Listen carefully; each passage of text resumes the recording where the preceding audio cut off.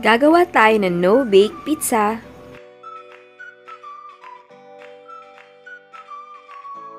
Ito ang ating mga sangkap.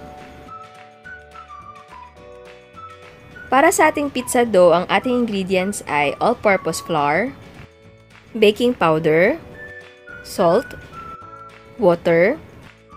Para naman sa ating pizza sauce, gagamit ako ng sweet spaghetti sauce. Meron tayong minced na onion and garlic. Salt and pepper to taste. At meron akong rosemary and thyme, pero optional lang ito. Kung meron kayo, pwede kayo maglagay at pwede ring hindi. Ito naman ang toppings para sa ating pizza. Pinakuluan ko na yung ating mga meat toppings. Meron tayong ham, pepperoni, and beef toppings.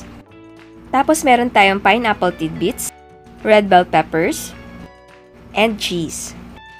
And we need cooking oil para sa ating pagsaute and para sa pagluto ng ating pizza dough. Uunahin natin gawin yung ating pizza sauce. So magsusaute tayo ng ating garlic and onion. Ang gagawin kong pizza sauce ay simple at basic lang. So pwede kayong gumawa ng sarili nyong version ng sauce. Pwede kayong gumamit ng Italian sauce and pwede kayong magdagdag ng favorite ninyong herbs.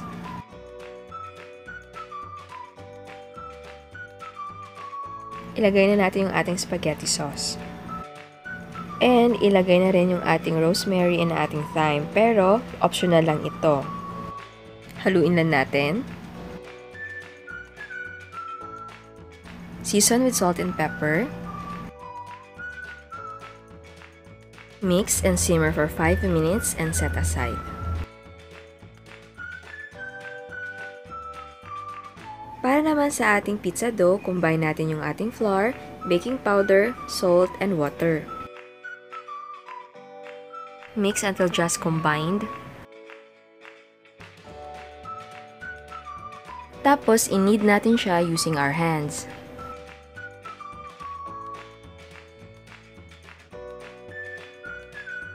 Dapat ang pizza dough ay soft pero hindi sticky.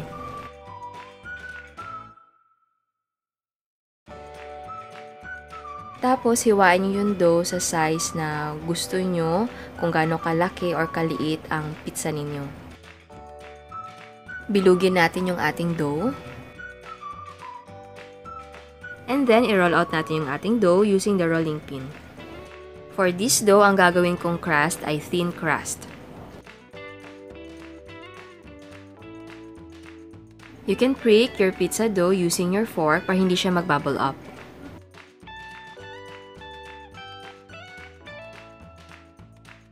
Ang gagawin ko naman dito sa isang dough ay medyo makapal siya. Huwag masyadong makapal.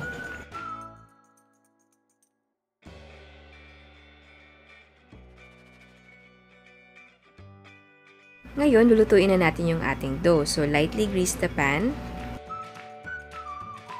Ilagay na natin yung ating pizza dough and lutuin natin siya over low heat for 5 minutes. After 5 minutes, baliktarin natin yung ating dough. Tapos, lagyan na natin siya ng ating pizza sauce and mga toppings.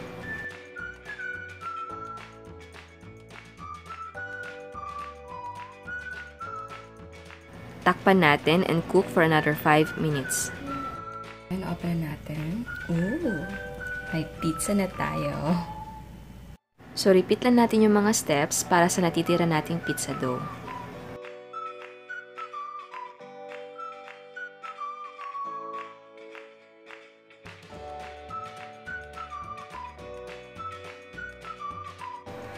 So, ayan. Ito na yung ating thin crust na pizza. Titikman na natin siya.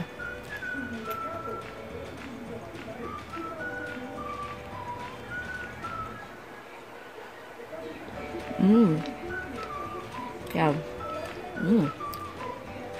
Kung mahilig kayo sa thin crust na pizza, ito ang bagay sa inyo.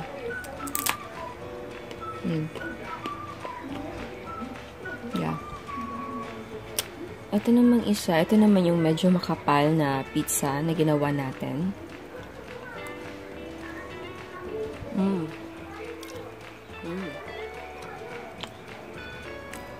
Gusto ko yung ginawa kong yung sauce ng pizza. Yung gustuhan ko. Simple lang, walang kaartehan.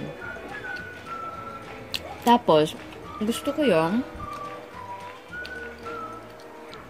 yung part na yan, malambot siya, pero expected dito sa bottom niya, medyo tough siya kasi direct siya sa yung heat, not heat, pero yung sa pan, sa ilalim, direct yun sa heat eh.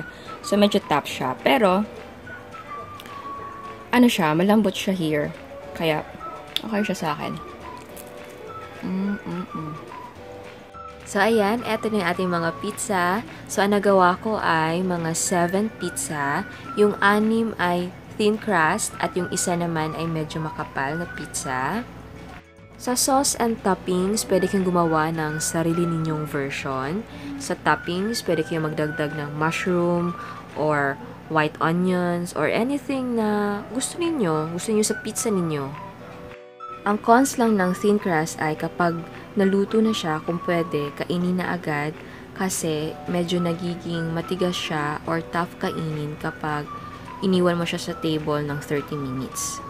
Pwede ninyong i-improve ang recipe ng ating pizza dough or i-improve ang texture ng ating pizza dough.